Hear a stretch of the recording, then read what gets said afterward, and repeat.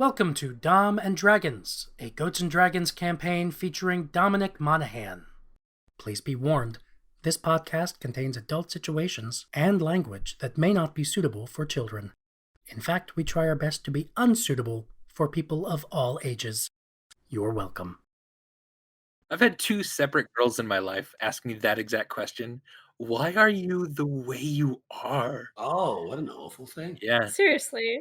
What was your answer? Because we are asking you that. Consider this time number 3. We're piggybacking on them. You know, it's the same answer as always. I don't know. Oh, that's a boring answer. No wonder they broke up with you. They didn't break up with me. They never dated me in the first place. There. Fair enough. Even cooler story. Taking a sound and screen live in 3, 2, 1. Oh my god, do I sing to it tonight? Do we sing to it? Well, yeah. Is it nothing sacred, you know? Welcome back to Burden, a muddy spot under the boot of the Gohomian army. If you have a sword, you best know when to draw it. If you have money, you've probably left. And if there's someone you trust in this forgotten place, you hold on to them.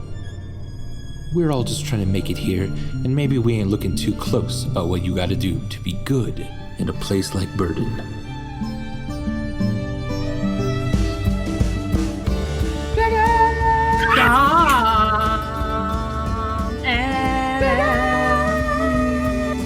Dragons.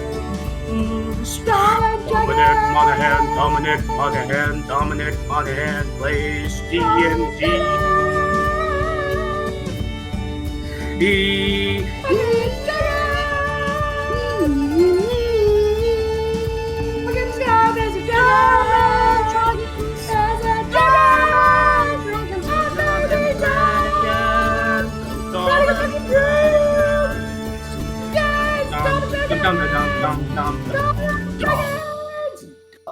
Yeah, maybe not tonight. Let's not do it tonight.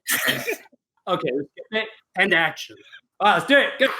All right, let's go live. We're ready now. What was that? What? Oh. Hello and welcome to Dom and Dragons, the podcast where Helpful Goat Gaming plays Dungeons and Dragons with Dominic Monaghan. I'm Andrew Gilbert, but tonight, I'm your friendly neighborhood dungeon master. And I'm not alone. With me, as always, is the unbenevolent dictator of Helpful Goat Galway, playing the Turtle Druid McKeck Tumbledown. Hello, everybody. Lena, playing the Azamar Warlock Elif Fire. Hi, I'm not going to wave at you because I'm occupied petting a cat, but hi. Legit. Adam, playing the Barbarian Connie Demure. Hello. Happy to be here. And, of course, Dominic Monaghan playing the halfling monk Cryon Fane. Hi, I'm not going to wave to you because I'm holding on to 2 otters. Oh, you that's a... You really... Hang on, I'll just put them down. Hi, guys. Hi. Hey, where you got? Oh, they've ran off. You guys. Come back. Jesus. It's always the way. You put 2 otters down, they've gone. Very smooth. Very smooth. That old chestnut. Well, hey, tonight we are live for the season finale of Dom and Dragons. We totally hope there's going to be more. Once Dom gets done with some cool stuff, he'll be back. We're going to have a lot of fun with that. But tonight we're going to wrap up this arc, and it's going to be crazy and big, and everyone's going to have a lot of fun. Mandatory fun time. So a couple big thank yous to Monty, specifically at Miraculous Monty, for the amazing art that they've been doing for this campaign. Monty, you're just the best. And we're going to have some posters maybe of some art available at some point. You can also put !Discord in the chat to get onto our Discord and start to learn a little bit more about some of the inside workings of that. I thoroughly suggest it. And also to Sam Winnie, who's done a lot of the music for this. Anytime we use some original music, it's Sam. We have specifically a piece tonight that he wrote that I'm super excited to get into when we get to that. And also amazing thanks to just Dom Monahan for playing with us and having a good time and just being willing to be goofy and learn Dungeons and Dragons in front of people. Yeah. That's a giant step that not a lot of people are comfortable taking, but we're super excited, man. It's been great, and I've learned a huge amount, and it's put me in a place where if people were to come over to me, I can speak with just a little bit more experience now about Dungeons and Dragons, but also to know that maybe I wasn't quite ready to be a dungeon master. Maybe I needed to play with some people to show me the ropes, and the next time I play, maybe I can learn a little bit more, and sooner or later I can be a dungeon master. But initially, I bought a Dungeons and Dragons whole starter set, and I thought, oh, cool, I'll get my friends to fill out some character sheets and I'll play. There is no way that I could have done that. So just learning some of the mechanics from you guys has been really fun. And Adam, your hair looks fine. Stop messing around with it. It's so long. It's so bad. Look at this. It's fluffy. It's great. Love it. Okay, should I just leave it like this the rest of the night, not touch it ever? Very emo like that. You look like one of the bass player for The Cure or something. I'll take it. God. Ugh. All right. So, then let's begin tonight's episode of Dom and Dragons. So last time on Dom and Dragons, Macleod, Elif, Connie, and Cryon made their way to the mountain fortress as it was pulling in range of the town of Burden. Now, Burden has no defense against the siege weapons in the sky. That is no defense but for a few rapscallions that think they found a weak point in the mountain. Into the sky they rode, circling round, and attempted to come at a hidden cave behind the clouds, hidden by Macleod's magic and the thickness of the fog in the air. The defenses of the mountain are impressive, and they were soon found out. However, for some reason, the four of them made it through with little resistance from an air elemental, and luckily, as the real threat of a black dragon entered the fight, so too did Grom and his soldiers. In the immediate turmoil of battle, the group then was able to dip away, slip inside the cave. They dismounted, began to explore. Since time is of the essence, they split up, and Connie and Cryon dipped further into the caves as Elif, Macleod, and Kitty, the pseudo-dragon, carefully tried to spy into a room with a large crystal, the possible weak point of the floating mountain. While Elif and Macleod were fairly successful, Cryon and Connie tripped a few traps and brought a few guards down on them. Now, as Connie and Cryon are being chased through the dark, all of you collectively hear a sound accompanied with a vibration, a thoo, and your heart sinks deep in this cave as you hear what you believe to be the barrage of catapults and trebuchets on the mountainside above, probably now drawn very close to Burden. What is it you would all like to do? Well, I mean, Adam, you've been in these kind of skirmishes before, right? It looks like we're up against it. Do you have any thoughts potentially? I have a thought. I don't know how good of a thought it is, but okay. Question number one. Yes.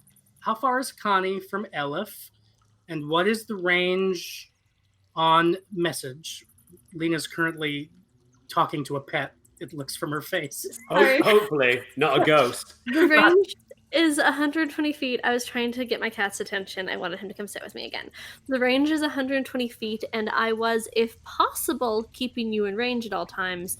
I do not know if that was possible, Andy.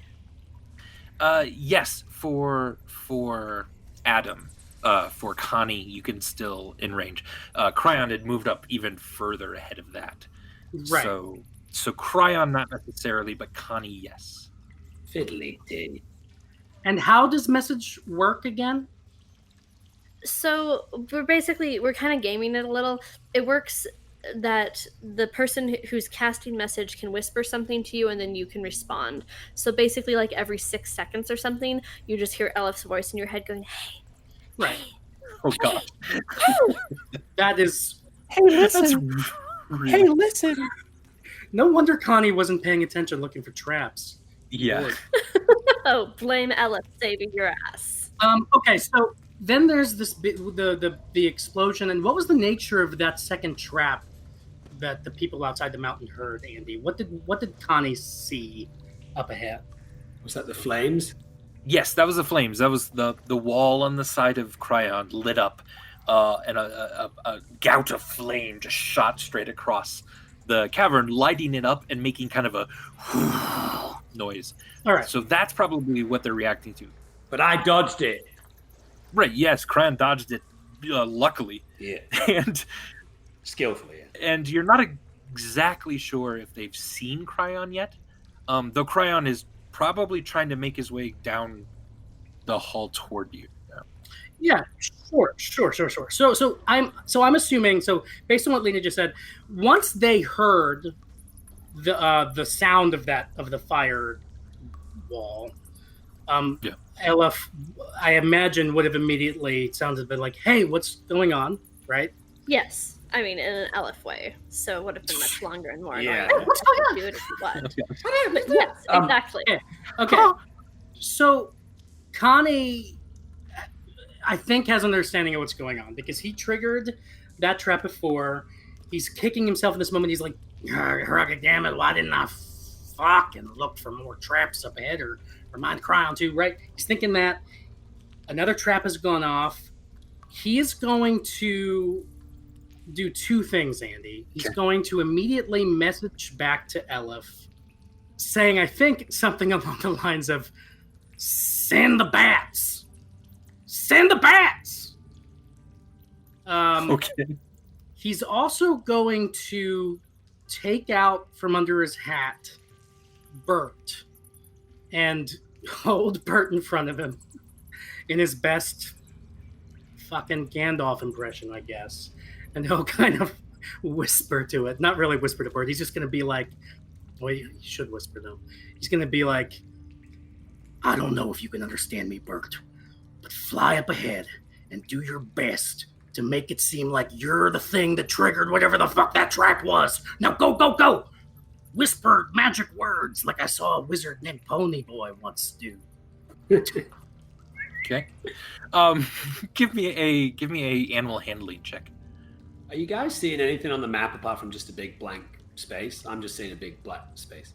Yeah, Cryon, you just can't see. You're in darkness. Okay. The others probably can see a little bit. They have some torches up and stuff. 16! 16 animal handling. Yeah, good That's start. not bad. That's not bad. So I'm trying to get Bert to kind of take the lead. I don't know the extent to which Bert is like a conscious, understanding creature, but trying desperately, like if he can at least go and make it seem like get the attention of whoever's running down, that he's somehow set off the traps. And then the added layer of if there are still bats out with the others, if they could come and kind of get there in time to make it seem like, oh, a bunch of bats and this bird did this. / as we're running away, if the bats can kind of obfuscate. Oh, what a lovely Scrabble word. Yeah, so I'm going to communicate to McKeck To your cat? and go to McKeck, also to my cat. But my cat doesn't get talked to on stream. Yeah, just checking. You just get to hear me whispering to Yeah. him very quietly. Okay, you can say, McKeck, I don't know what's going on, but he says, send the bats, send the bats, send the bats! Bats? Yes? What can I do for you? Starts to smoke a beetle. My friend said that there's probably some kind of problem, but I'm willing to bet that problem might come with some premium beetles. Down that way.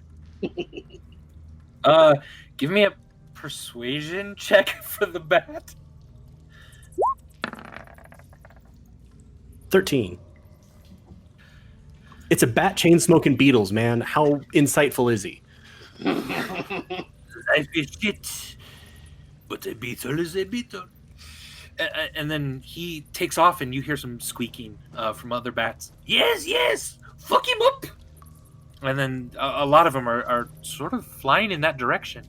Connie, you get the sense of a whooshing right by you, and maybe 20 other bats start to go past you. Bert, as well, leading them sort of out and up again. And yeah. Mikek is going to look at Elif. Why did I just send the bats? He just said send the bats. That's all he said in my head. Was just send the bats.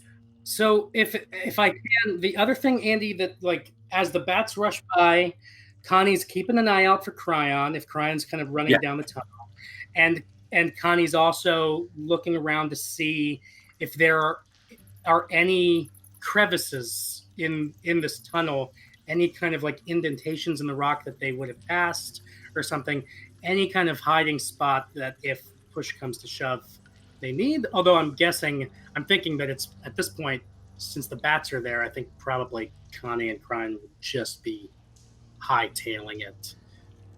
But I am looking to see if there are any kind of side tunnel Crannies. That's it.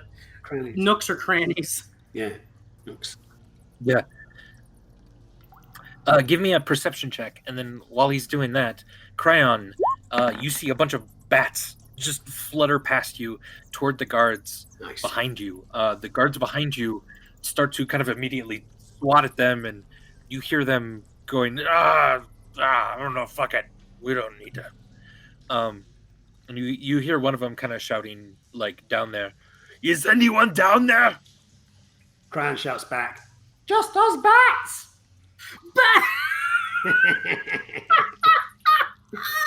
Do not worry, it is just the bats. Something like that. I don't know. Okay. Oh, he's spitballing. Okay, so before you do anything else, I have to ask you a question. Yeah. Does the sound of that reach Mikek? The sound of Cryon shouting? Yes. Eventually, yeah, that'll bounce off the walls. You'll hear Cryon. I don't even know if I do that. I just thought it was funny. Okay. But maybe I do it. I don't mind. I'll take it back. I was just comedic. No, Cryon, Dom, I'm telling you, that is how you play D&D. I say commit. I love All right, it. man. All right. He is often followed by the dungeon master going, did you really say that? Or is that a joke? I'll let it be a joke if you want. Whatever you like. Yeah, but don't feel the need to be swayed by me. I mean, right? We can always hope that maybe one of these soldiers is has spoken to the bats and knows that they speak French, and so if you nailed the accent, maybe they're like, yeah, I guess that makes sense. Yeah. I just don't want to get you guys in trouble. Yeah, if you can think of a reason why Cryon would do that, you're more than welcome.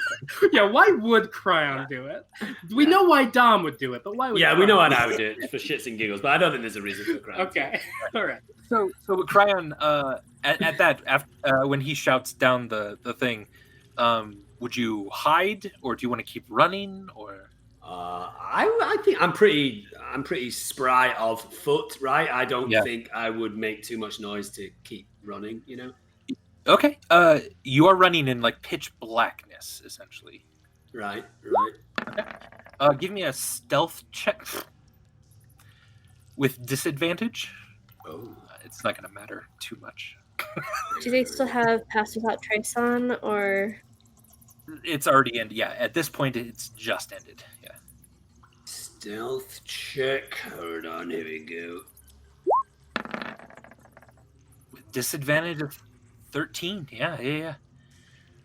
All right. Yeah. So They shout down the hall. You hear that echo, and Makek, you would hear that echo, like back to where you guys are, and you kind of lean against the wall, take a few heavy breaths. It's pitch black.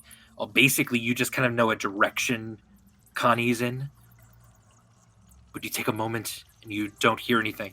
And looking toward the entrance, you see several guards now climbing back up to that sort of white light of day again, and seem to exit the cave. So it appears your ruse has worked for now. Yes. Nice. That was good thinking. Nice. So at some point, Connie's not going to run out of there necessarily. He's bracing himself for the impact of a halfling running into his knee in the dark. Okay. Yeah. All right. And then Cryon, do you make your way slowly back to Connie? Or? Yeah. I think I would regroup up at that point. All right. So the two of you, regroup. Connie leads you to the kind of entrance of this offshoot of the cave. You can see a bit of torchlight now. You can hear the rushing water of the river going back out.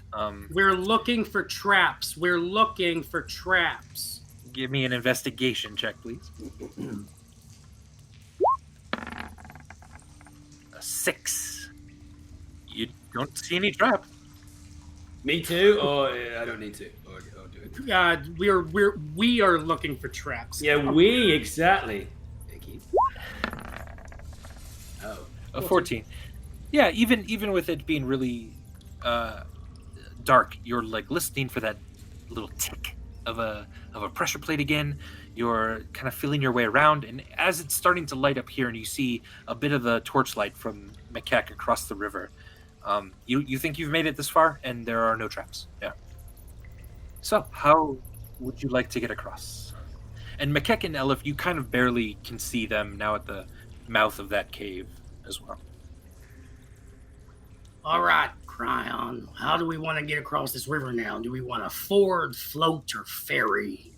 Is it still pitch black, Andy? Do we have any idea of the flow, the speed of the river, the depth of the river, the width of the river, blah, blah, blah? Yeah, it's 20, 25 feet across. It's somewhat deep. You crossed it with Connie before, but you were on Connie's shoulders. And so you barely kind of got wet, and Connie had to really make a strength check to get across it. All right, Cryon, hop on. Let's do. We did it once. We can do it again. All right.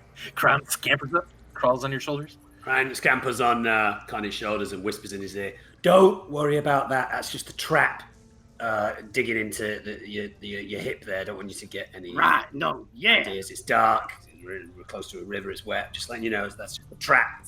I understand. Yeah, totally. Just the trap. The time and a place for those things. Time and a place. I understand that more than so many people. All right. But you are happy to see me, right? Oh, I'm super happy to see you. Yeah, I'm delighted. Thank you. Good. All right, let's do this. Athletics check, right? Athletics check, yep. All right, thanks, Rugek. I'm assuming that's the voice of Rugek that I hear. Oh! Crit hit. A crit hit, a total of 23 on athletics. Nice. Yeah, Connie, you dip into the water, Cryon on your shoulders. Cryon, you're barely even getting wet. He's doggy paddling his way across the river. It doesn't look amazing, but he's in full control here. So I would like to suggest that not only is this just the perfectly successful crossing of the river, but with that crit hit, Connie and Cryon on the way across have developed a quasi acrobatics routine of Connie kind of tossing Cryon up in the air a couple of times as he swims across, and kind of juggling him and kind of doing some fancy work on that front. Yeah, you turn over to do the backstroke a couple times, flipping Cryon up in the air, and you land on his chest then, Cryon. And then he flips over again as you go up in the air, and you land on his back and as he swims the rest of the way. Yeah, it was nice. It was fun. You guys did it. Yeah, and in case that ever comes up again in the future, you guys have a bit of an acrobatic chemistry. rapport. Yeah, chemistry. And that last one wasn't the trap, was it? I didn't think so. No. I was just enjoying your swimming stroke. That's all.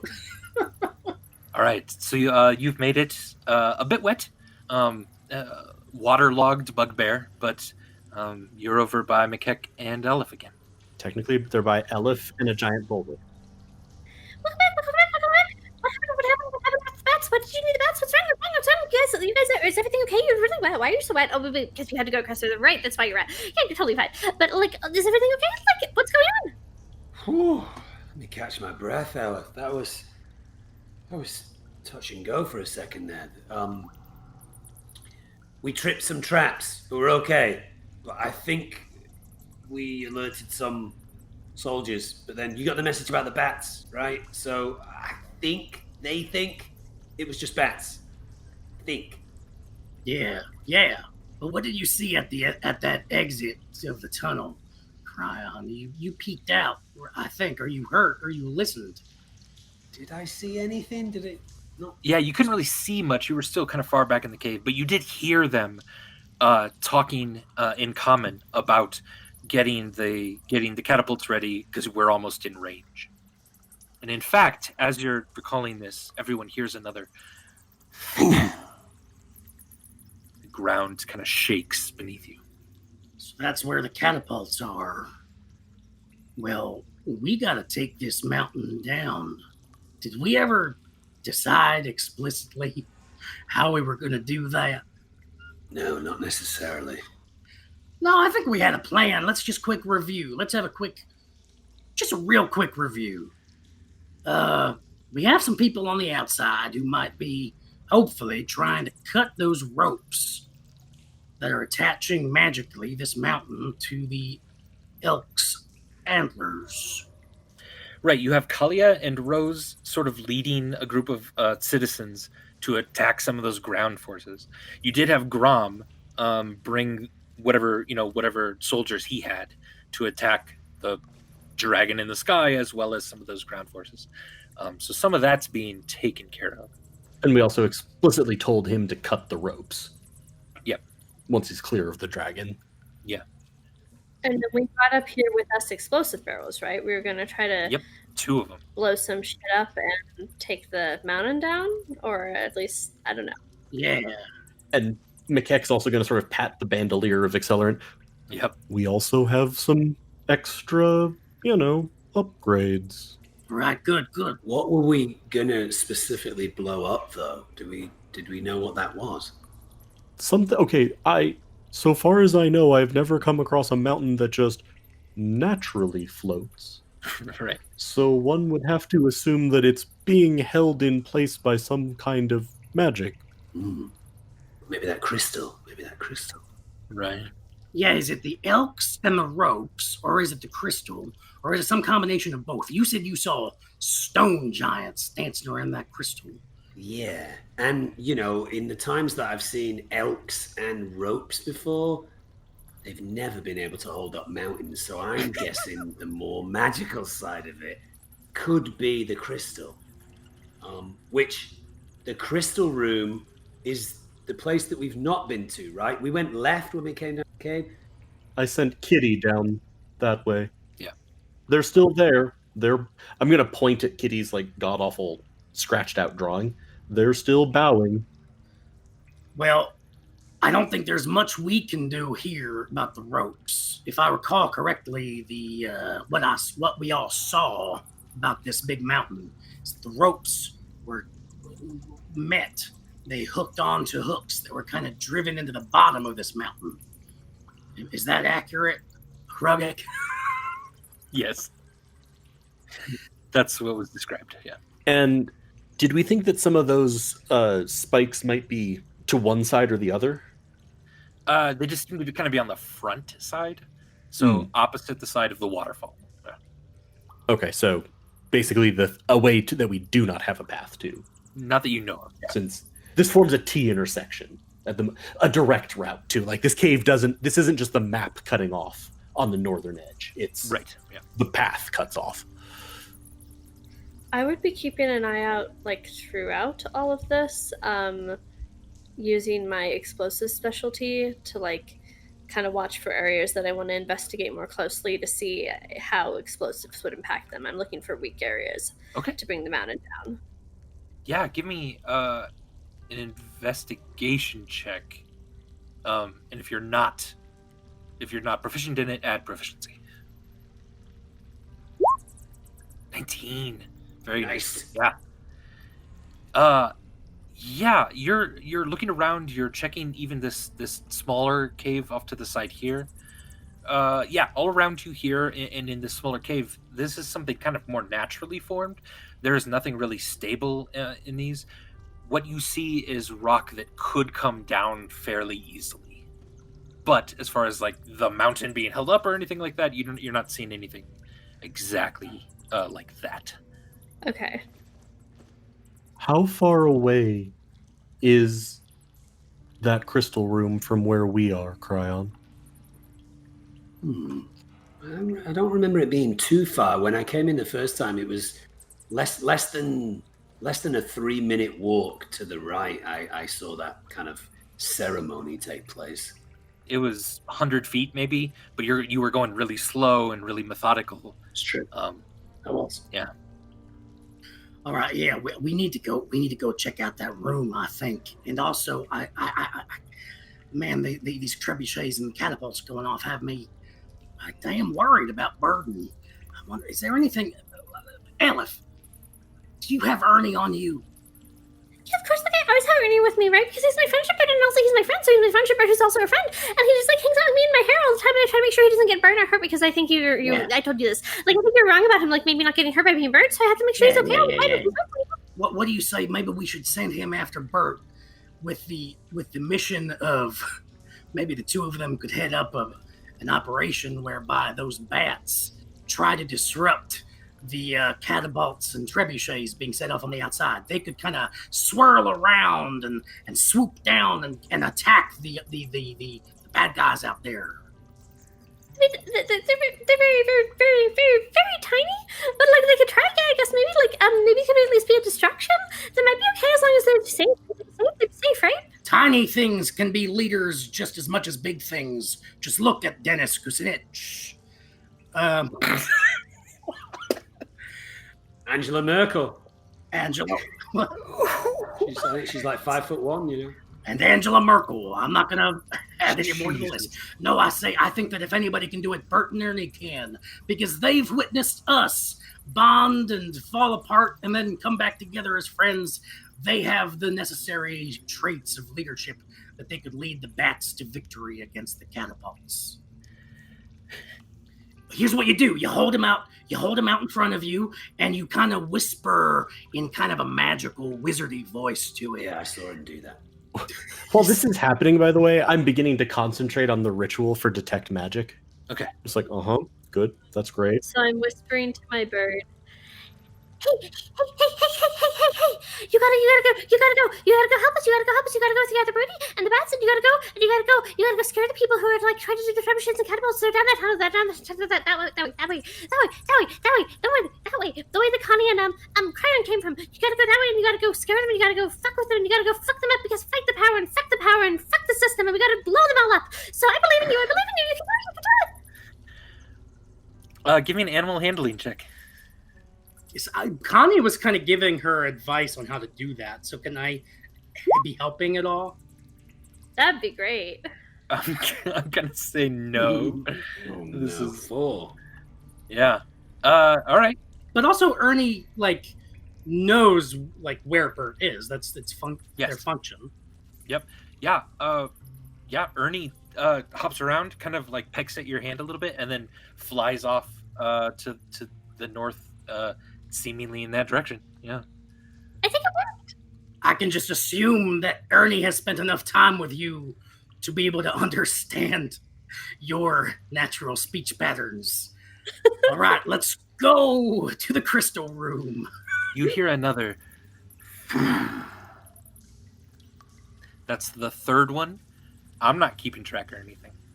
Oh, God damn you, Andy. Where are those from? The direction of the crystal room or the other direction? You think those are catapults being fired. Yeah. All right, let's make a move, you guys. Let's make a move. Yeah, I think we're heading to the crystal room. I think that the ropes are covered. We did our best to try to mitigate the catapult stuff, and now our best bet is to take out this crystal. But we'll see what Mikek kind of gets from his detect magic, I guess. Yeah, Mikek, you have about 5 minutes left on that as you guys kind of start into the hallway. And again, feel free to move your icons as you need to. Mikek right now has a torch on. If that changes, let me know. And I am looking for traps down this tunnel also, just for what it's worth. Okay, investigation check then. Is this where we're headed? This little area here, Andy? Is that where we're going? I think so, yeah. This is where you were last time. Yeah, this little hallway here. Okay, so before I go down there, I'm going to tell the guys, hey guys, I'm going to leave my trap. Remember the trap that I found? I'm going to leave my trap right here at this narrow little entranceway towards the crystal room. So remember, on the way back, we're going to have to make a step over that trap, right where Connie is. Nice. Just set down my trap. All right, cool. Very good. Could give us 30 seconds, you never know. Oh, yeah. I'll go last because I'm scared people and the trap will attract me. All right. Kitty is on my shoulder, I'm assuming. Yep. Cool. So Connie, to your left here is about 5 feet up. There's kind of almost another somewhat cave entrance, but it's very circular. And it seems to kind of go upward at an angle. And then to your right is where you see some light in another room. This seems to be the path that Cryon took. Okay. I think we're going the direction Cryon went, unless you want to explore to the left again. I don't know. No, let's think time. The clock is ticking, right? Yeah, 100%. I'm probably going to leave the torch sort of like propped up where like Elif is. Okay.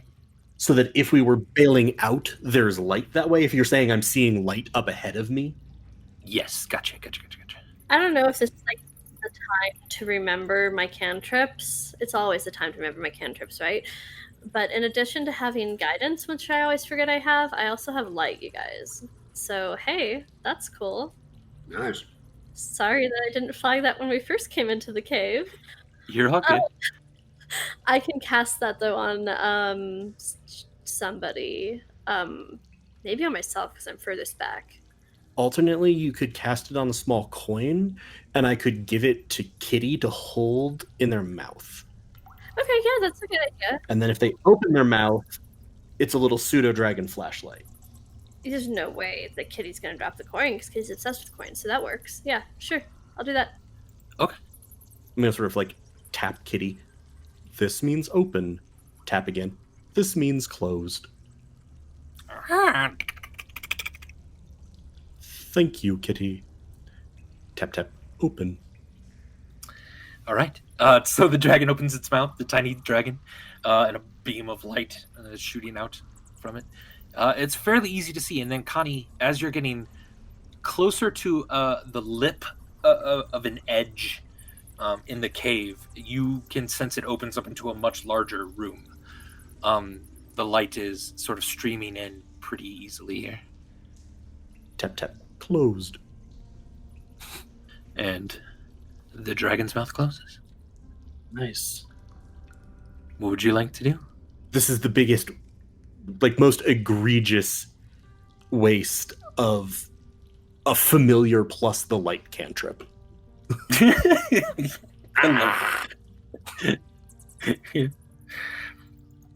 Yeah, Connie, this little, technically on our map, the little red line is the like edge of the elevated terrain here. So if you walk up to that, then you would be able to see into the room much more clearly. And how much of a how high up are we from this room in front of us? So it's hard to tell, but it if you get close to the edge, you could be able to see kind of straight down a little bit more. So should we send out a scout instead of all of us? Does one of us want to go peep over? Cryon, you Krugik help us. You said you weren't 100% sure that these stone giants were hostile. Well, they didn't see me, so Right. they're not going to be hostile to each other. They were just having a ceremony. Didn't the bats mention that they stayed the fuck away from this area because they were afraid of getting squashed? Right, not they're afraid to get squashed. They just didn't come in here because they said the bugs flew weirdly. Right. Who has the best stealth out of all of us? Well, you and I measured back in the tunnel. Oh, hello. That's right. Yeah, you're Different story. your stealth just slightly out measured mine.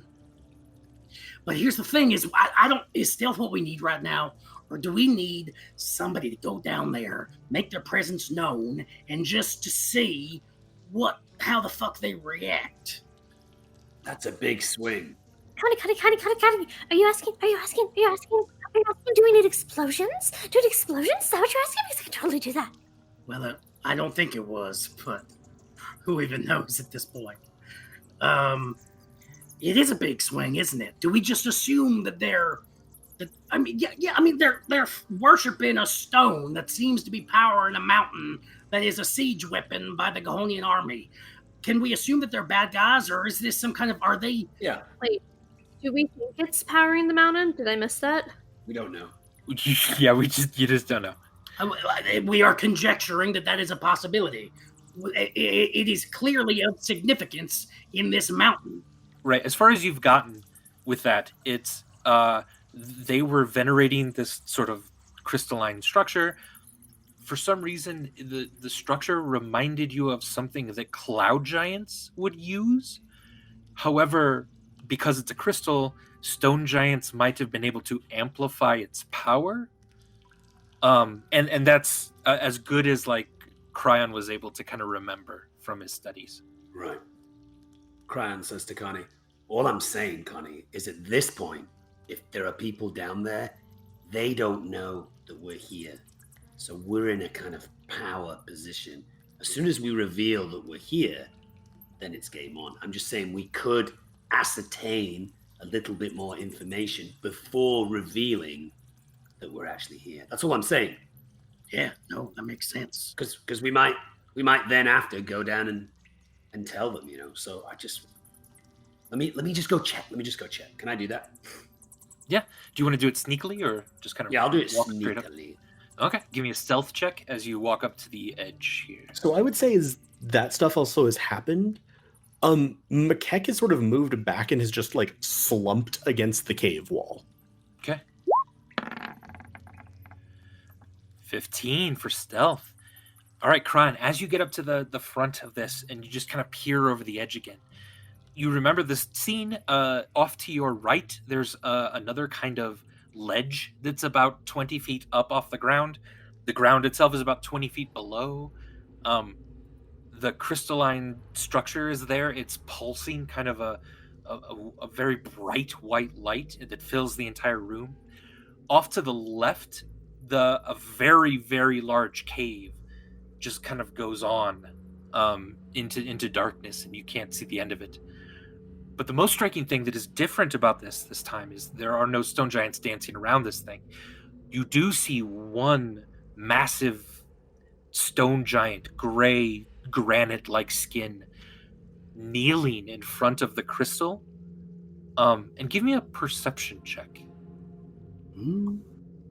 Connie could too, if he wanted to. If you're really listening, Connie. Nice. 19 for perception. No, 19. No. 19. 19 for Connie too. Yeah, Cryon, you look back to Connie real quick as both of you hear the same thing. It sounds like crying softly. Like someone is kind of muffled and sobbing just a little bit.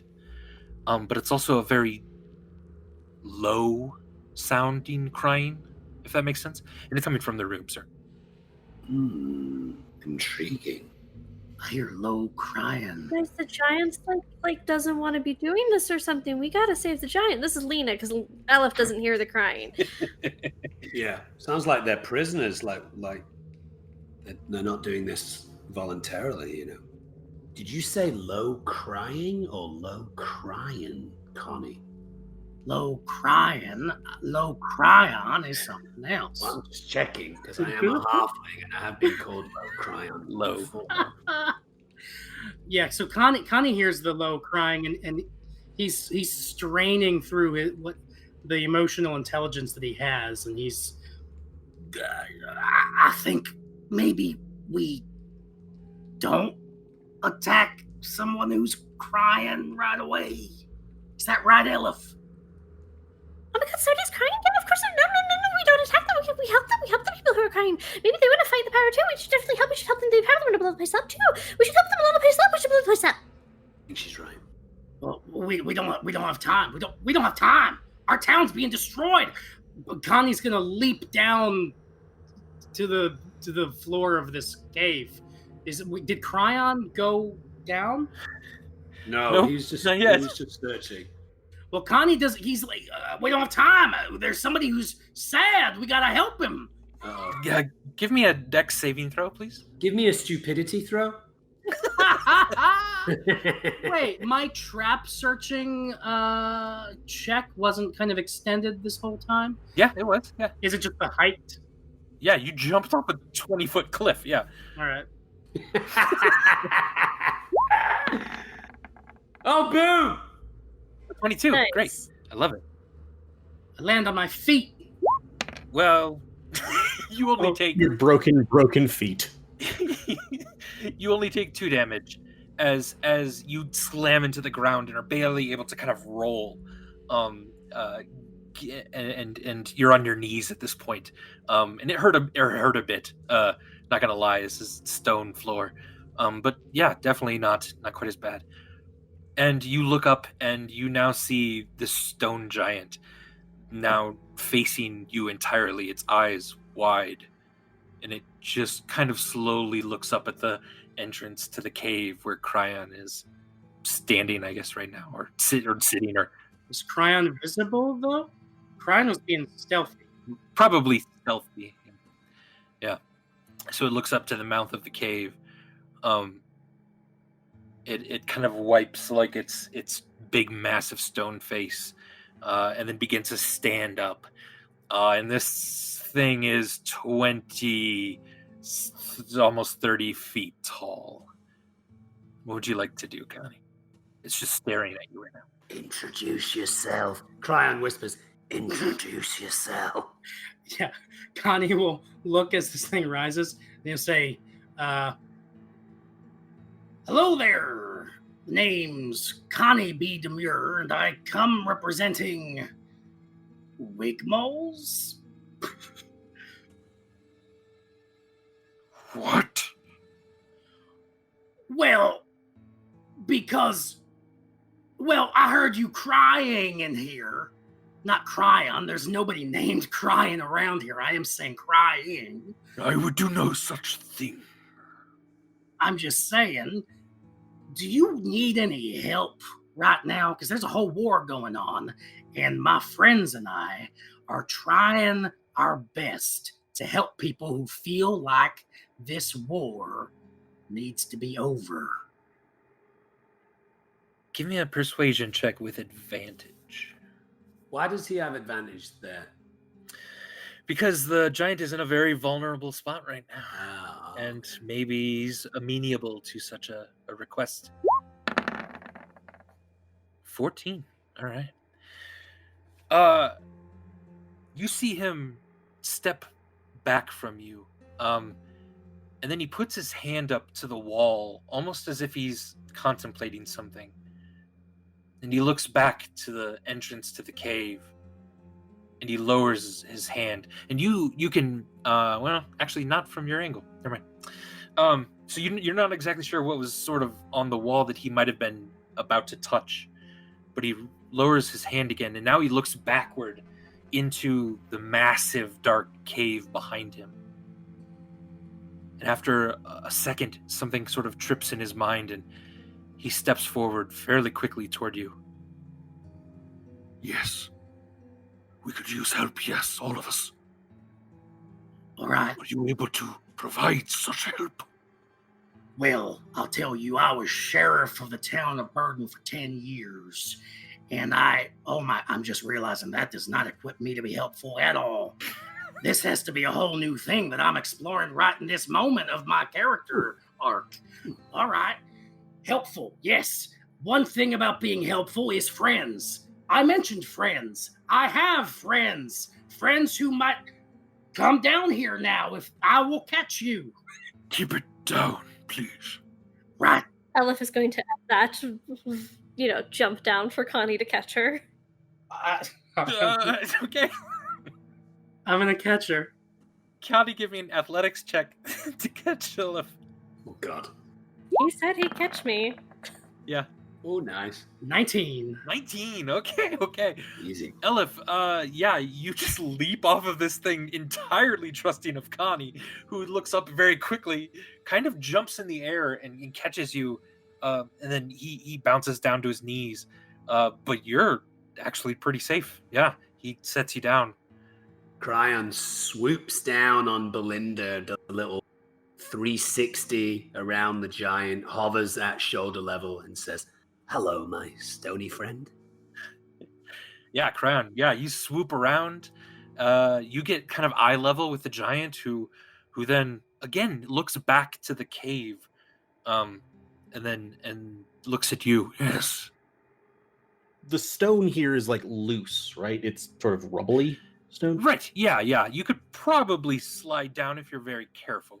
It would take maybe an acrobatics or something. Or just mold earth. Is that what this is? Yeah, I was gonna say Mikek is gonna sort of put his foot down. You're gonna see the rocks go crinkle, crinkle, crinkle. Nice. Yeah, he just sort of lowers then you down very carefully and slowly.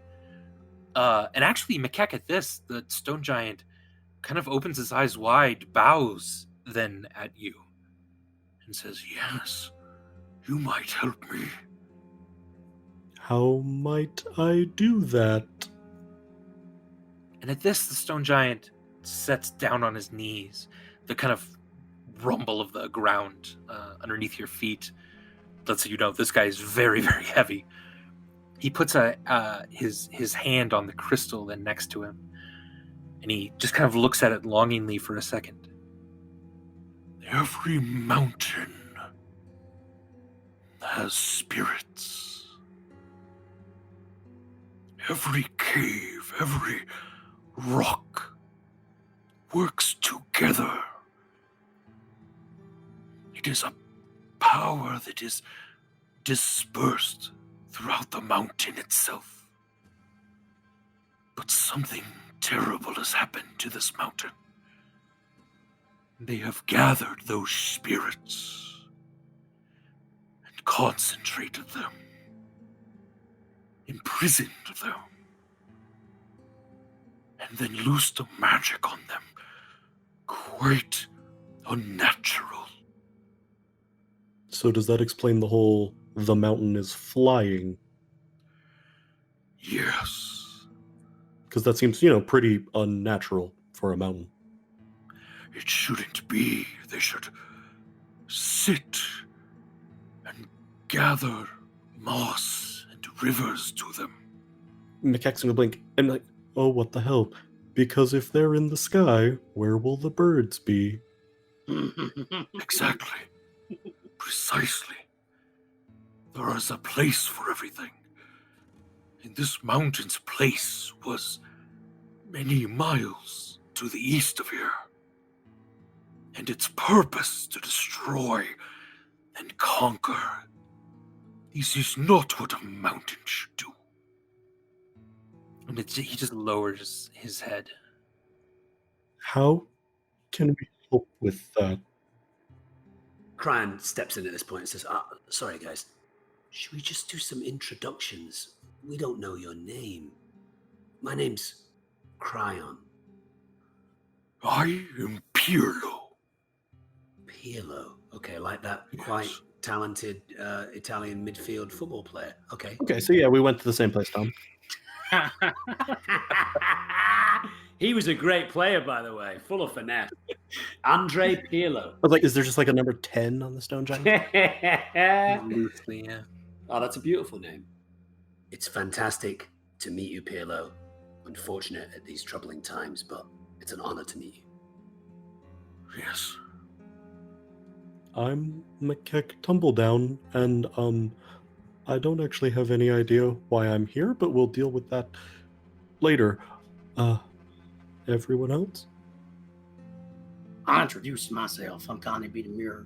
I didn't. I'm Aleph. I'm Aleph, and I'll blow anything up that you need to blow up because we're gonna fix this. And we're gonna fuck up. We're gonna fuck up the Cahomians, and we're gonna make everything better. We're gonna make everything a lot better. We're gonna blow everything up. If we need to blow anything up, we'll blow it up. Just right up. I'm gonna shoot it to the sky. And it's gonna go boom, boom, boom, and it's gonna be beautiful. It's gonna be so beautiful. I'll fix all your problems with explosions, and it'll be great. So we'll help you. Yeah. Okay, so Connie's gonna look sympathetically to the stone giant, like, sorry. she's pretty much always like that, but in this case, she's not wrong. The primary aid that we have to offer you does come in the form of explosions. But we are open to other solutions. How might we help? Would such an explosion crack the crystal itself? Yeah, like definitely. It could release the myriad of spirits that are in it. Did you just say the myriad of spirits? Yes. All right, just wanted to we'll just get a clean take of that. Just not for any particular reason, but can you just say that again? It's so lovely phrasing. Would such an explosion crack the crystal, releasing a myriad of spirits trapped within? Oh, thank you. Thanks so much. For some reason, Cran starts clapping. Everyone high five. Myriad! Andy, do I think as Aleph that as an explosives specialist that it would crack the crystal? Like if we just used an alchemist fire barrel here? Yeah, you have to get up pretty close to it, but yeah, give me a check with investigation with your kit. Ooh, a 21. Normally you would say no. However, the crystal is angled in such a way that if you just dug a little bit down into the dirt and the rock beneath it, you feel that you found a pretty severe weak spot that placing one or two of the barrels there would probably get rid of the crystal. It would shatter it with enough force, with all of Macleod's stuff. Yeah, it should do it. Yeah. I can blow it up. We just need to dig a little bit. I can definitely blow it up. I can definitely blow it up. I mean, I can blow anything up, but I love blowing things up because that's like my specialty, right? But I can definitely blow this up, and I can crack the fuck out of it. Set them free. Yes, then might work. And if they are not concentrated, they will drop the mountain. And then he pauses for a second and looks around at you. This will kill everyone on this mountain. I am willing to take that sacrifice. Not everyone will be. If you do this, you must plan a way off. Okay. I think we can manage it. For us, or are there others? Are there others here that need to get got? How many others? How many others do we need to get off? There are many souls on this mountain. Many within that they don't even know about. But few that are not willing to make that sacrifice. Or bastards I don't care about. Fuck them. I was gonna say, I'm pretty sure that most of these fuckers don't really feel down for dying, but we don't care about that. So you're good with that, right? Yes. Not all of my kind will. And he looks back to the cave again. Yeah, Pirlo, you keep looking back behind you. Do you have more of your friends there? Is there anyone you think we should meet at this point? No, there is another who will be coming to relieve me soon. Okay. He will not think this way. Oh. So we should hurry. Get moving, yeah. Yes. Can I use mold earth to start sculpting out? You like the sculpting out some of the stuff below the crystal, you mean? Yeah. Yeah, perfect. Yeah, absolutely. Yeah, it doesn't take much, and you clear enough for 2 barrels plus accelerants if you want. Also, the way I'm going to sculpt it would be the dirt and like rock as I'm displacing it. I'm sculpting it back and up and over to focus the blast in at the crystal. Gotcha. Absolutely. Okay. Yeah, again, the giant seems to recognize your skill with like earth and stone and gives you a kind of a knowing nod, Makek. Yeah. He'll move back over to the area and kind of put his hand out if anyone wants a lift back up into the area. You do have to go get your barrels if you want to do that. Yeah. So can we just kind of speed run it, go back and get them, and then be back here, or is there shit in the middle that we need to deal with? So as you go and get the barrels from the griffins and stuff, Careful with the trap. Careful with the trap. you see out the large entrance where the waterfall is just going over the side of this thing. You see a very fast, very large, dark shape dart in front of that opening. And then probably about 4 smaller shapes chasing after it. And then you hear a in the distance from somewhere outside. Indy 500. And then everyone feels it again as you hear another. It is. It's the Indy 500. It is.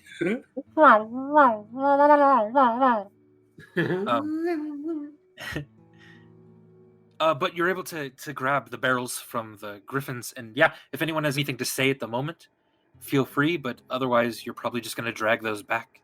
Connie can probably carry like 2 at once. Just saying.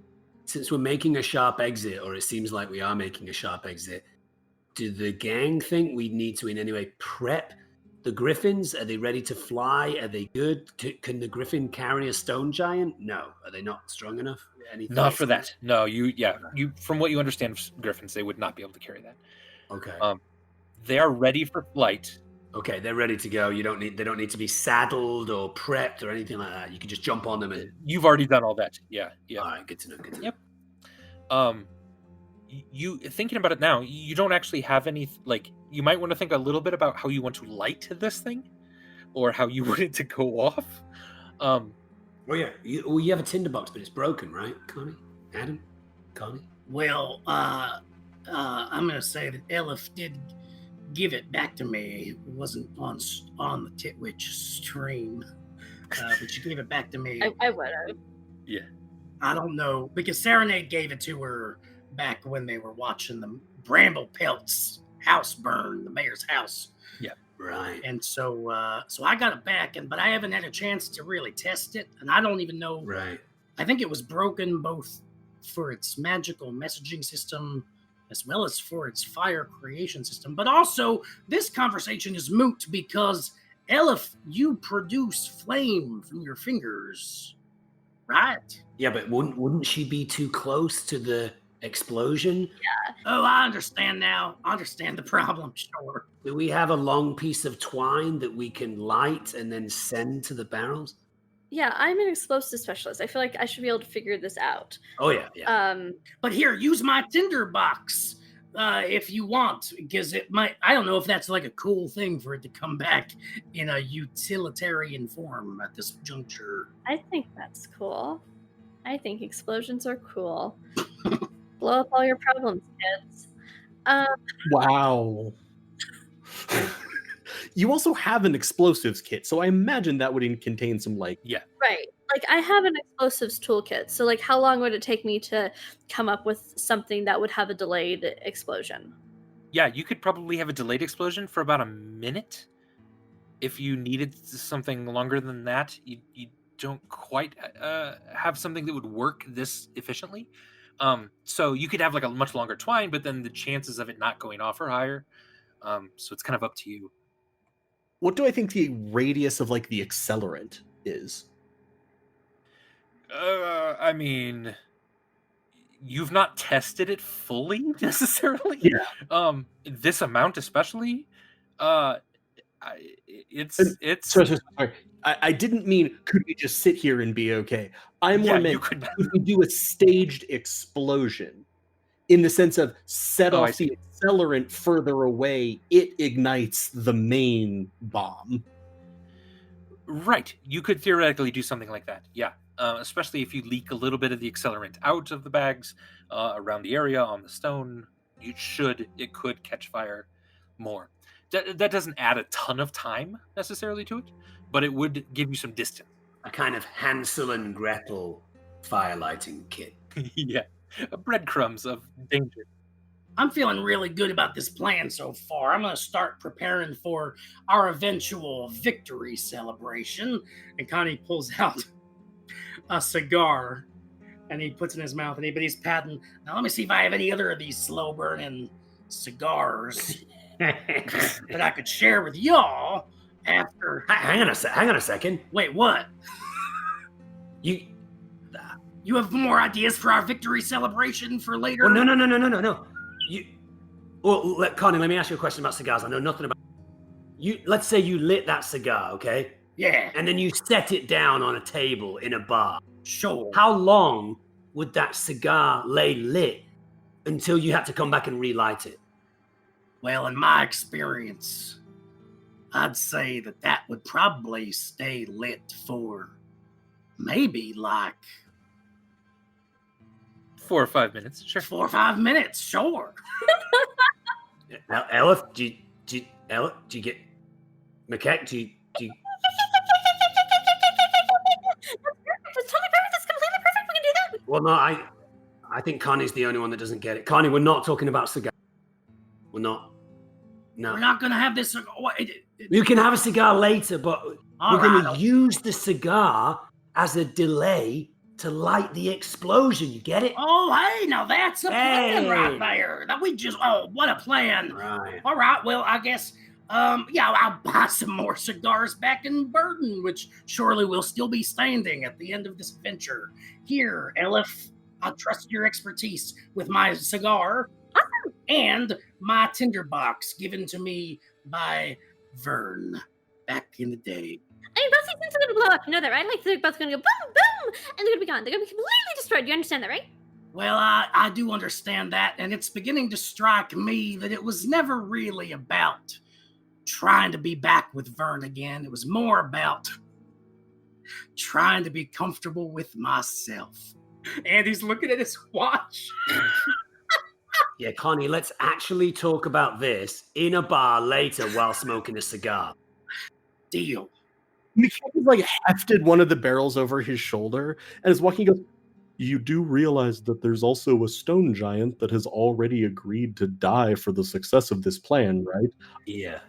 I'm pretty sure he knows how to use a torch.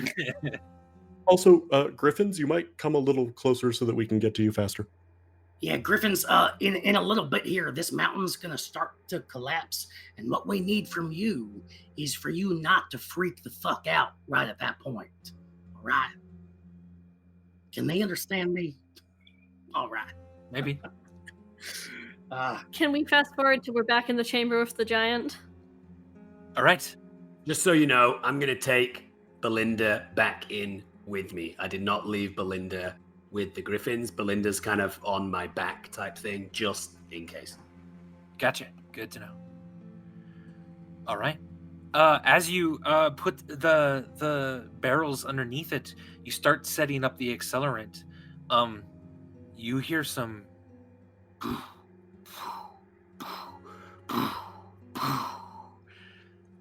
what can only be described as giant footsteps approaching. So that's not good, right? From across the way, you see the other giant appear in the light from the crystal. Immediately, Pirlo starts dashing and running toward him. The other one, he seems taken aback for a second, and then Pirlo locks arms with him and immediately starts to kind of grapple him. The ground around you is shaking as these two giants are wrestling and fighting and starting to now slam into the walls around them. Dust and rocks start to fall from the ceiling as well. Pirlo shouts back, "Quickly now!" as he's wrestling. What would you like to do? Okay, cigar plan time. I'm gonna really quickly set up the the plan that we thought would give us. With the cigar, it gives us like 5 minutes, right? Because the cigar has to. Well, that's too long. Never mind. That's way too long with the giant fight. I'm gonna go with the first thing that would give us a minute, and we're gonna have a running sequence. It'll be a blast. Okay. A blast! A blast. Hello. Connie is paying close attention to. You said that earlier he saw Pirlo kind of reaching for something. Between that and Pirlo kind of revealing, Connie knew that there were others, but Connie is wondering if maybe there is some kind of alarm there. And so Connie's paying close attention to see if this other stone giant is getting at all close to setting off or reaching for something on the wall there. Right. Every once in a while, as they're wrestling, you see the other giant kind of try to reach for something on the wall, and Pirlo slams his hand back on the ground. Connie is immediately running to try to get between the other stone giant and the wall. Okay. Yeah, right now they're wrestling. Pirlo pulls the other one over and sort of wraps an arm around his neck. The other one is like flailing on the ground at anything nearby. Grabs a rock from the very side of the mountain itself, and chucks it at you, Cryon. Oh. What did I do? You're there. So is the giant on the ground, or is he still like standing and just? They're now both kind of on the ground. That was many dice. That was many dice. Oof. Yikes. Oh, but a 12 misses you, it seems. Phew. Oof, that was gonna be bad. Nice. Yeah, the rock whips over your head, and you just feel a whoosh of air passing by with it. It slams into the wall behind Elif, cracking a bit of the rock and tumbling to the ground. Guys, why so many dice? Or was that a mistake? It was rolling 4d10. I think it was the DM's way of indicating to us that if we stay around to fight this, we're going to get the shit kicked out of us, because that was a shit ton of damage. Oh, okay. That was a lot of damage. Yeah, that was I rolled. think set up the explosion and fucking go. And I've set up the explosion, so let's fucking go. All right. Okay, cool. Good shout. Why don't we go ahead and roll initiative real quick? Everyone? Yeah. Because I'm so good at initiative. Ha ha ha ha ha. Oh. That didn't suck. Beautiful. Awesome. Very well done. All right. So it's been lit and everything for a minute? Is that right? Yes. Okay. Yep. We have a minute. Right. 10 rounds, y'all. Keep count. Right. I was going to say metagame just a little bit. That's 6-second rounds. So you have 10 rounds before that goes off. Still in here. We're gonna die. Yeah. Connie, your turn. What would you like to do? I mean, Connie's main priority right now is just trying to help Pirlo keep this other giant from alerting the others, although I guess at this point it doesn't really matter. But I'll go off of like that initial motivation. Like Connie will throw a javelin at the other giant. Okay. Is that cool? Yeah. I don't Please. know. I get so everything's happening so fast. We're just letting all these giants just die, including Pirlo. Like I feel bad. I'm gonna throw a javelin. Yeah, here we go. Okay. 12. A 12 misses Would you like to move, Connie? Yeah. Does it look like the other giant is? Hey, boys. Could you be silent? Uncle Adam's fighting a giant. This is my growth. I've gone from quiet to, will you please be silent? What an arc for Adam. Does it look like the other giant is getting it all closer to the thing? No, right now the other giant is seemingly able to prevent not only the other giant from getting closer, but also from hitting the alarm. Cool. They look very evenly matched, but there's just there's no more progress on that. Yeah, so Connie tossed the javelin, but now he's retreating. Although now we don't have the help of Pirlo anymore of getting back up that. Right. Do I see any other exits from this cavern? We didn't think about this. The main giant cavern behind the giants, yeah. But that goes into darkness, and it feels like it goes further into the mountain. I mean, does the wall not look climbable? I could try climbing it, or we could take turns on the broomstick, but Connie has not yet ridden the broomstick. Right. Yeah. And you're in turn order. So that gets a little odd with management, but you're good. I will move over to where we are about to try to get out. I'll at least Connie's going to prepare to try to help the others up on their turns. Okay, sure. Sounds good. Elif. Connie!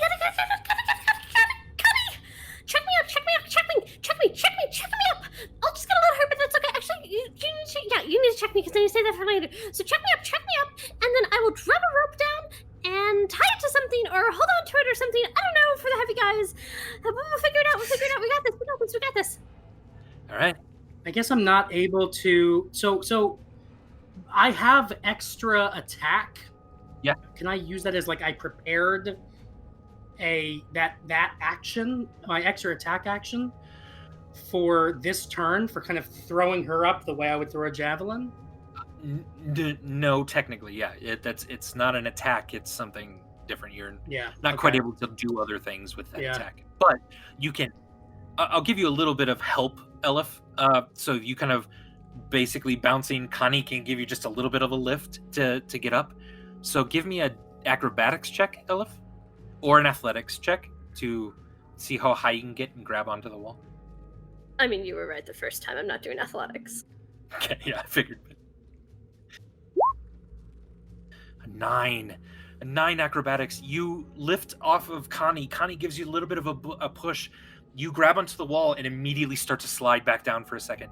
And you're just able to do whatever you can to catch yourself so that you're not moving down any further. So you're about 10 feet up the wall right now. But that ends your turn. Was that an action? Or what was that? Yeah, it was... Yeah, it's your movement and then action to try to climb. Yeah. Okay. This is a little bit of talking above the table, but because there's been a lot going on, Lena, you still have a hex floating in the ether. Right. I guess so. I'm going to move that to the giant. It doesn't really do anything right now.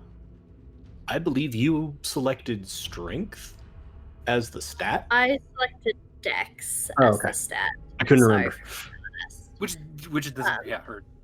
If it needs to be dexterous. Yeah. But yeah, as a bonus action, I'll move that on to the bad giant, not the good giant, the bad one. All right. We'll do that too. Good. Yeah, thanks for the reminder. So that's like a curse? Yeah. Warlocks can curse things pretty easily, yeah. Nice. All right, Elif, you can't move any further unless you want to go back down and stuff, but I don't think you'd want to go back down. Hang out here for right now. All right, so that's about as far as you can get on your turn. Someone's going to come bail you out. Yeah. Also, thank you so much as Andy's rolling dice and trying to build dramatic tension with us, but not telling us anything. For all the subs, gifted subs, bits, etc., we really appreciate it, and thank you so much for the raid, Saltaris. Yeah, thank you so much, everyone. Ooh, they're in a spot. They're in a spot. All right. The giants are wrestling. The other one pulls the other one kind of onto the ground and is now pinning him And he turns back to you with his head over his shoulder. Run! And Cryon, it is your turn. Goodness. Okay. Cryon pulls out Belinda and says to McKeck, "McKeck, are you okay? Do you wanna jump on? Can you make it? I'm gonna go. I'm good. Okay, I'm gonna go grab Elif on the way up. Elif, hang on, I'm on my way. Nice. So, all right. McKeck's actually. If you were saying that, and I can respond to that. Yeah. If that's okay, briefly, Andy. Go for it. Yeah. Get Connie. all right, I'm gonna go shepherd all of them if I can as my move. How many people do you think we can fit on this broom? Me and one other? Ooh, I don't. Yeah, you don't think you can lift Connie and you? Right.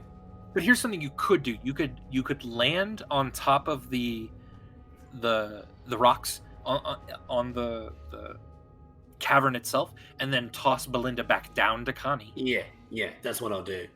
Okay. But is Elif in more of harm's way at this point, or is she okay? You said she was like hanging onto the side of a rock, or she's all right? To you, it sounded like McKeck probably has Elif in mind. Okay, cool. All right. Yeah. I will. I'll do that. I'll land on the top of the cliff. Okay. Or the shelf, and then I'll throw Belinda down to Connie. So. All right. Sounds good. McKeck? Or in Cryon, I'm sorry. Did you want to move further back in the cave, or are you going to wait for your friends up here? I'll wait just in case they need anything. Perfect. McKeck. 5, 10, 15, 20. As I get here, you're going to see McKeck. I assume I'm able to, as a free action, tap Kitty. Oh no. Okay, yeah, totally. And as he does that, you're going to see his limbs lengthen, and he has now turned into an ape. No way. Okay. And the ape has a 30-foot climbing speed. Beautiful. I'm just going to sort of hit the wall, keep going, and as I get here, pull Elif up. All right. You're gonna King Kong this shit. Pretty much. Gonna King Kong this shit. All right. So basically, getting to the foot of this was my 30 feet of movement.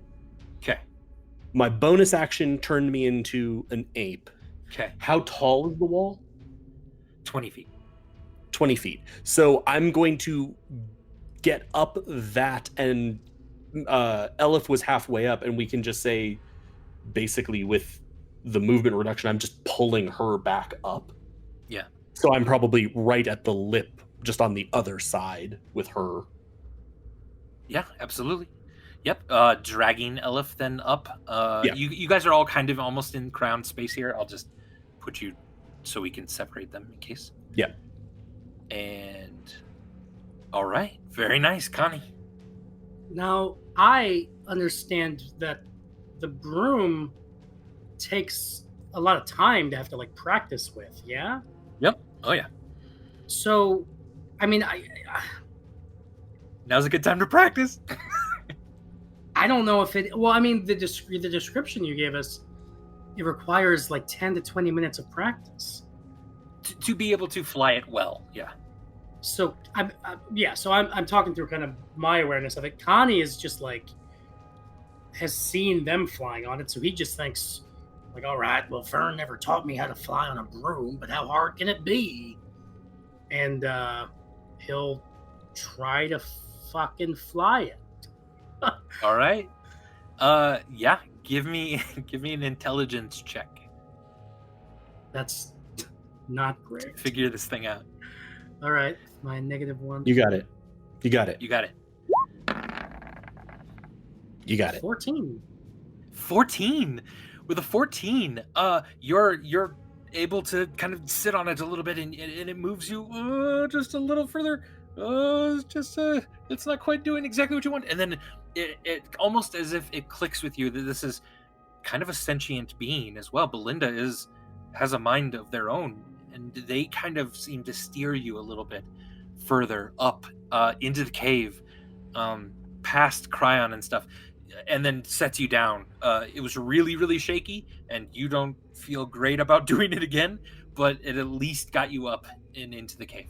Phew, bugbears and broomsticks. What do you think about that? Hot damn! We gotta get out of here. This mountain's about to fall. All right, Elif. Okay, so just like as a parting gift for the bad giant before I leave and run away, I'm going to use my bonus action to do psychic damage because he's hexed. Yeah. So he takes 4 psychic damage while he's pinned. Hopefully that helps. And then I am taking the dash action. So I don't know how far I can get, Andy. I have 60 feet of movement, but I can't measure it all out because I can't see everything. Okay. 30, 35, 40. You can get to the griffin. Yep. Sweet. To this one at least.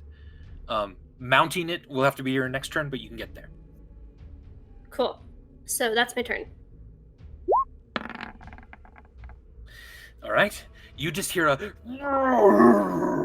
from the cave entrance. It's really loud, bellowing, echoing through the caverns, spurring you on entirely because you're not exactly sure what's going on back there now.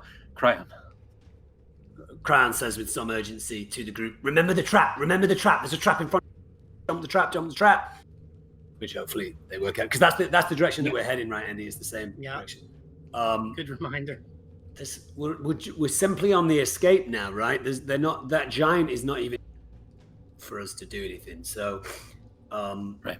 I'm just looking at my map here. I mean, all we really should be doing at this point, Andy, is just gaining distance. Is that right? I mean, probably as fast as you can. What's your movement speed?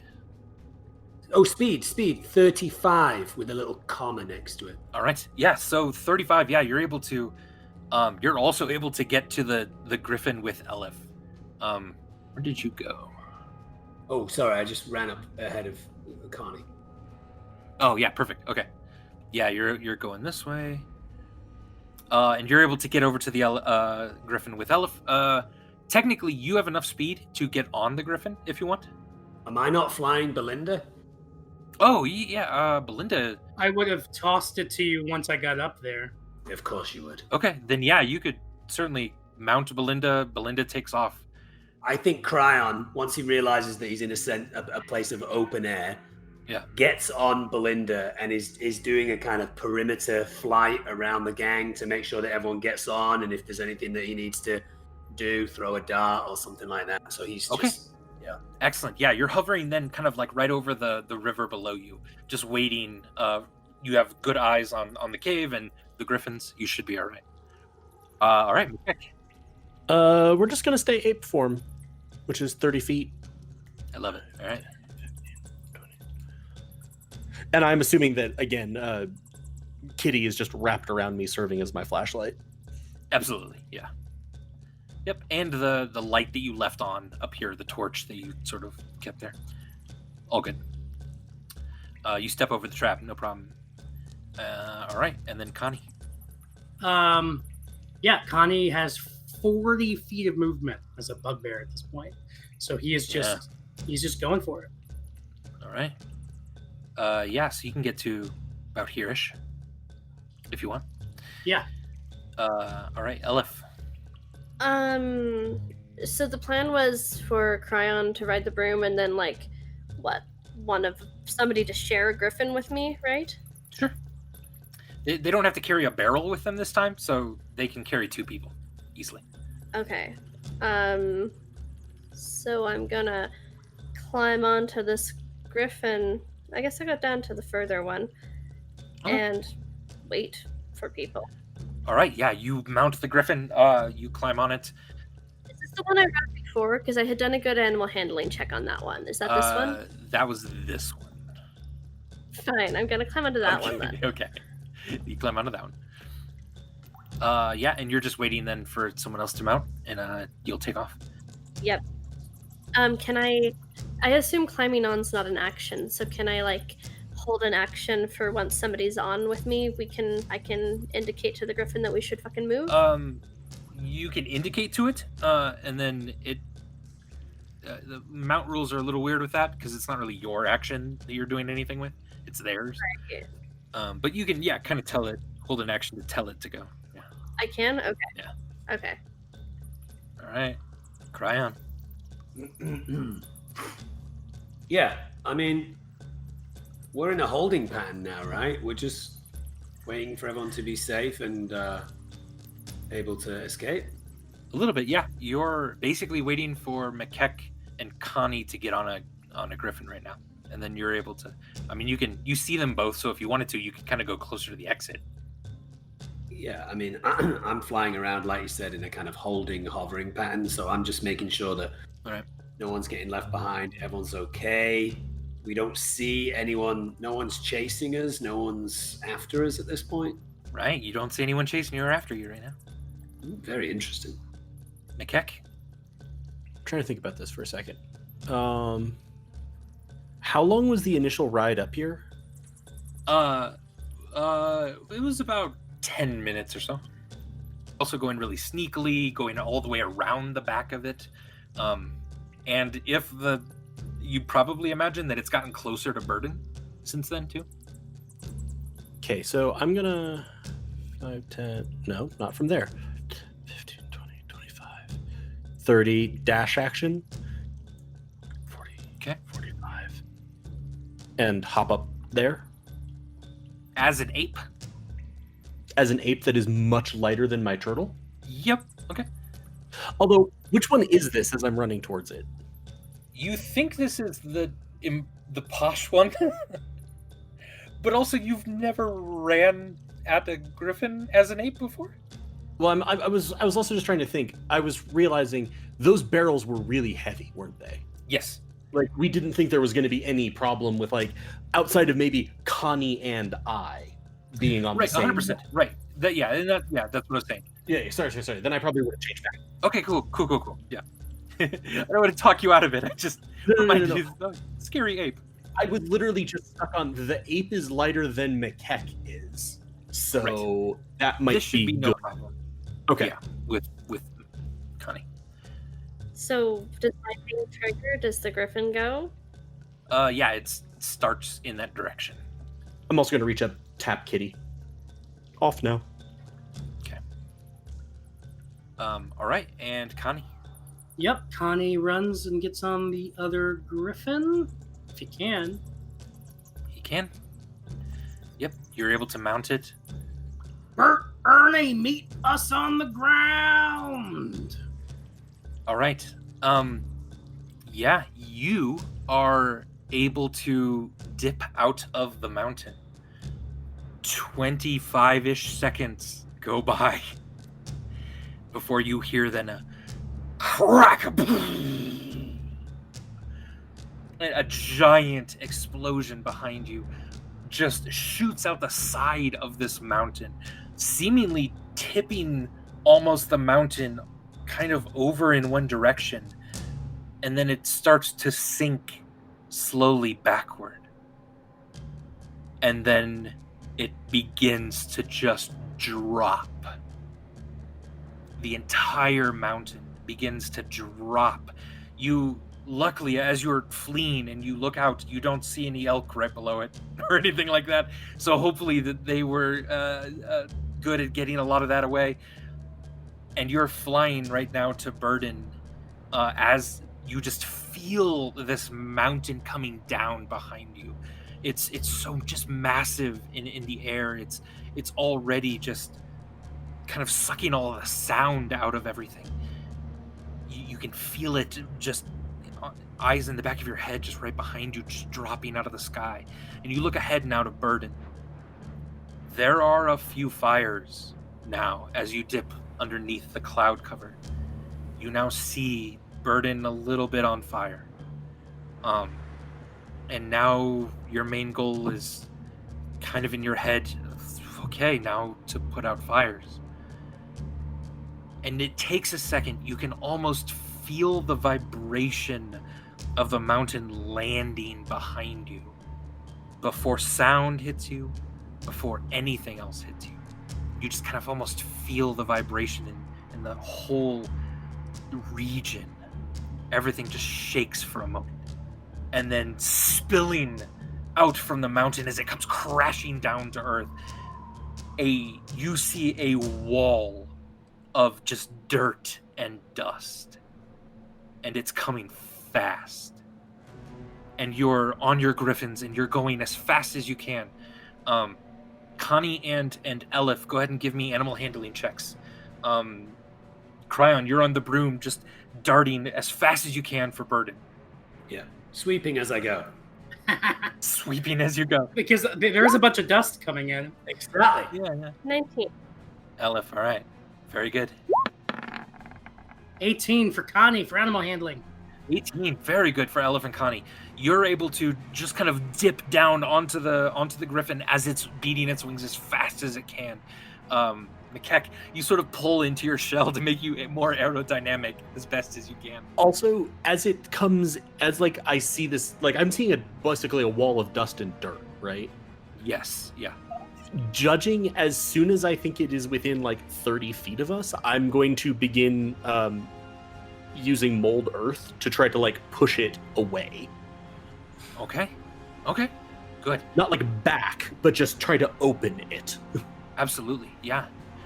All right, you're getting just on the outskirts. You're now over, sort of flying over the fields on the outside of Burden, which are on fire currently. That's when the wall hits you. So this is kind of how that'll work. So everyone give me a saving throw. And McKeck, your saving throw can be based off of sort of your Arcana or Druid ability, Wisdom, to try to mold the earth as best you can to mitigate any sort of damage here. But everyone else, pick a saving throw that you want to try here. Whether it's I'm off the griffin, I'm going to roll as I hit the ground. Whether it's I'm going to just try to strengthen and keep this here. I'm going to intelligently try to dart between the larger particles. Whatever you want to try to do, just let me know. And what if I want to charismatically convince the rest of the world that I'm awesome, and so it shouldn't hit me with its dirt? You can certainly shout to the gods to try to save you in that way. Shout to Pixar, Elif. Shout to Pixar. Shout to the god Pixar. He'll save you if you're cute enough. Can I make a request, Andy? Yeah, what do you got? I feel like with where he is, McKeck would be also trying to shield other people. So if someone looks like they've done really badly at however they're trying to save, I might say that McKeck more tries to shield them than himself. Interesting. Yeah. So why don't we have you roll last? How do you do a saving throw? Just talk me through that as a noob. How does that work? Yep. So to the right of your main attributes, you'll see little like strength, dexterity, constitution, intelligence, wisdom in a box called saving throws. Oh yeah, and I just pick one of those. You just pick one of those. I would suggest pick one that you're good at. Yes. So one that has a higher number. So dexterity might not be bad. Yeah. So my one would be I'm on Belinda, obviously astride the broom as a witch would be. Yeah. And seeing all this detritus and rubble like throwing around me, I actually take Belinda out from underneath me, and now she's ahead of me, pulling me. So I'm just holding on to the handle, and Belinda's flying ahead. So that's nice. All right. Let's see. That might completely crash and burn. When the wall hits you there. Yeah, go ahead and roll. Ooh, what did I get? A 9? A 16? 16? 16, yeah, good. Connie's gonna tuck and roll and just kind of try to use his natural brutish strength to survive this. That's an 8. That's an 8. All right. So at this point, McKeck, it looks like Connie just sort of is just like defiantly holding up a hand to the dust wall. you at least feel you're shielding, like technically even your body is shielding Elif a tiny bit. It probably looks like Connie's in the worst shape at this point. Okay, so freely accepting that this could go badly for me, if that's how I feel, Yeah. I want to use the earth shape to try to shield Connie, and I've kind of been hunched inside my shell. Yeah. I'm going to try to, because I was trying to make myself aerodynamic, I'm going to try to make myself bigger to block Okay. Elif as much as I can. All right. And then a saving throw? Yes. 18. 18. All right. Connie, for a split second, with your just hand up to the rushing dust and dirt, you just see it split, and it just whips by you on both sides. Oh man. And it's holding there for a second for you to realize this is not you that's doing this, and you're able to turn around just as then the rest of it sort of catches up. You think that that's mitigated a bit of that, though. However, this is extreme. This is so powerful. You are all ripped away from your griffins. You're falling. You're gliding. You're going up, for all you know. You are lost in just a swirling sea of dirt and dust. All right. It's not going to be good for the sinuses. I'm gonna do, if you'll allow me to, because it's just a bonus action. Bonus action, wing on, and wings pop out from my back. You have wings? Nice. Okay. Yeah, absolutely. So as you leave the griffin and you see McKeck on the other side of the griffin disappear into the dirt as well. Your wings pop out, Elif. What do your wings look like? I wonder. I mean, what do they have to look like, right? They look like just fucking fire shooting out my back. Like, they're not even Right. shaped like wings. It doesn't, nobody really can understand how they're aerodynamic. It just looks like my back is exploding in these two explosions. Yeah. You're not aerodynamic. You're jet powered. That's what you're saying. You're not actually aerodynamic. Yeah. All right. So each of you are going to take a little bit of damage here, but not tons. Cryon, you take 7 damage as you eventually find the ground. Okay. Connie, only 2. McKeck, 9, and then Elif, 3. Oh. Real quick, let me change my music. Dun, dun, dun, dun, dun, dun, dun.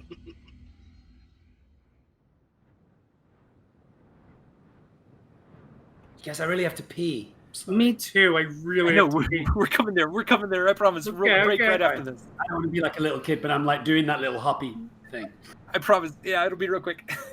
Loving it. I'm loving it. I'm loving it. All right, so you are falling through the air. You just it's just dust. It's just brown in front of you. Your wings are helping, Elif, but you cannot fly in this. You almost tuck them back in for a second because they're just catching wind and soaring you super fast through the air in what direction you're not even sure. And you tumble and you glide and eventually you all find purchase on the ground.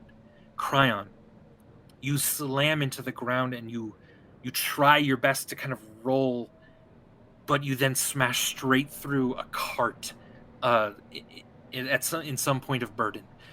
And you slam your head into the wheel that just stops you dead. And your eyes just go white for a second. And the pain sears through your entire body. In the murky brown air, there's just nothing else. You look and you open your eyes, and the white then kind of fades back to normal. And you see a figure darting, maybe trying to herd a child inside. And then there's more children around in a circle, and one small boy in the middle having to fend off all the others in his blue robes. hint at a quivering fear underneath. And then the image is dispersed by a galloping griffin that catches you in its beak, pulls you up out of the dust and the wreckage of the cart, and just shields you with its giant wing. But your eyes just remain locked on that spot where you thought you saw children for a second. Oh. No Belinda. Belinda's gone. She was lost in the maelstrom, right? You lost, yeah, she got out of your hands. You're not exactly sure. Okay. Elif, you hear a thrumming in your head. Somehow you're on wood. Hard wood, like a floor, and you open your eyes. You're in a house. You see a hole in the roof. You crash through the roof of this house onto the ground. There are broken windows and a half caved in wall as the dirt and wind swirl around this place. The old wood creaks and leans against the wind, and a large chunk of roof immediately blows off.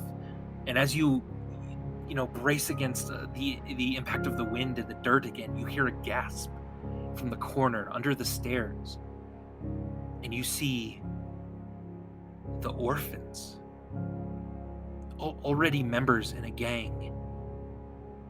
They're just supposed to steal scraps and make a living that way. And you see one of them in front of them, her body laid across the others, protecting them. Her bushy, giant red hair waves in the wind, and her eyes, bright yellow, flash as they turn around and look at you. And you hold your hand to your head, and you see blood now coming from your head. And as you look up and your eyes focus again, there's no one in the corner, just a bunch of huddled cloaks. And you turn to the front door of this place, and you open it to go outside into this thing. And Connie, as you land, you slap into the mud, which immediately seems to consume you. And you try to get yourself out of it, but you begin to sink. And you're too out of it. You must hit your head. You can't find a way to move out of this mud, and you begin sinking further down and down. Like this whole damn town, you're just sinking into the mud. Like your whole life since Vern. And you slip beneath the mud, and your hand is the only thing left above it. And then you feel something to latch onto. Maybe a hand, maybe Vern. And you hold it as it begins to pull you up again out of the mud and into the swirling wind and dust around you. And you pull the person closer, hoping to see them. But it's not him. In fact, you're just holding one end of Belinda. Oh, I love Belinda. Yeah. And McKeck, when you open your eyes, it's just dark. You attempt a small breath, but immediately begin to hack and cough the dust out of your mouth. You're buried. And as you slowly and painfully try to rise out of the dust, you then hear the wind begin to roar again. And yet through it all, you hear her voice. Now, where's Mick? Where is he? Is he under here? No. What about here? And you feel the dust fall away for a moment, dripping off of your head as Serenade pulls you out to your feet, shouting into the wind, "Mr. Tumbledown! Are you okay?" Ow. And that's where we're going to take our break right now. Wow. Jeez. Wonderful storytelling, Andy. That was wonderful. Yeah. Wow. Thank you. So, hey, everyone, go manage your fluids. Come back. We'll probably try to make it like 10 minutes-ish because we still got something going on. Ish. Yeah. I'm going to go have such a majestic pee, you guys. I'm so excited. It's going to be so majestic. We'll see you in a second. All right, everyone. All right, we'll be back in a minute, everybody. Hang in there. BRB. BRB. I was enjoying. I'm like, yeah, I think I'm gonna do McKeck's little like crisis of faith of why the fuck am I here? I was like, I jumped down the slope, and I'm like, okay, crisis of faith may kill a party member. Yeah. Balance. We'll do character development later. What were you gonna do if I didn't jump down there? Were you just gonna? McKeck was essentially having the why the I'm a fucking shopkeep. I'm not a person that does this. Why the fuck am I here? Yeah. I heal people. I don't bring down magical mountains. I don't. Yeah. And like I talked to Lena about it because like Elif was the one who was best for the like, yeah, but sometimes explosions. And sometimes that's what's needed for the good. But I also kind of have a good thing with probably whatever we're gonna end up having to fight. So that also expresses that sort of switch for McKeck. Nice. No, it's Siege Santa. I wouldn't do you dirty like that. Fucking Siege Santa. I was so happy you had a moment with Belinda, Adam. So that Belinda pulling you out of the dust was cool. I'd written that prior to you having to. Oh, nice. I also 100% appreciate Gammy's voice. Oh yeah, I practiced that a while. I was like, oh, I want it to be like kind of sweet but cheeky and slow and. Yeah, it's like if Elif slowed way down in her old age. Yeah. This is still a voice that would set things on fire. Right. Yeah.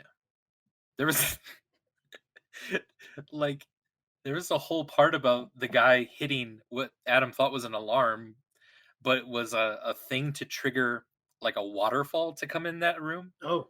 And it was gonna just blow you guys back into the room with the water from the river. But it was gonna come down and it was gonna come back down that